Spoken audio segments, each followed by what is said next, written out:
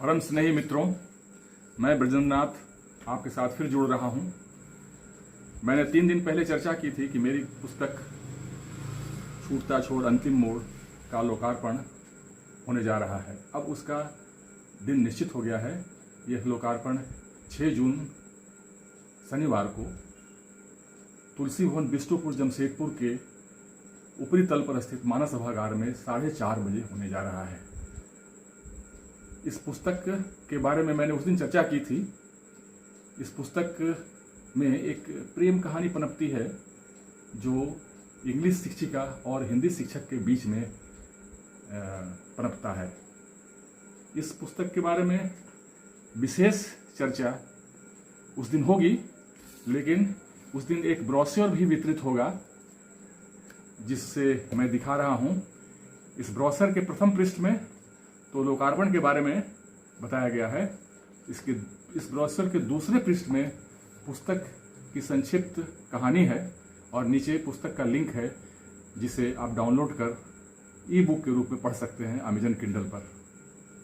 उसके तीसरे पृष्ठ में मेरी पुस्तकों का विवरण है जिसे आप डाउनलोड कर या खरीद कर पढ़ सकते हैं। ये पुस्तक जो है डिवाइडर पर कॉलेज जंक्शन या अमेजन पर उपलब्ध है। इसे आप इस लिंक पर जाकर खरीद सकते हैं। उसके बाद की जो पुस्तक है छाँव का सुख, यह मेरा पहला कहानी संग्रह है जो अभी अमेजन पर उपलब्ध नहीं है। इसे आप ई बुक के रूप में किंडल से डाउनलोड कर पढ़ सकते हैं।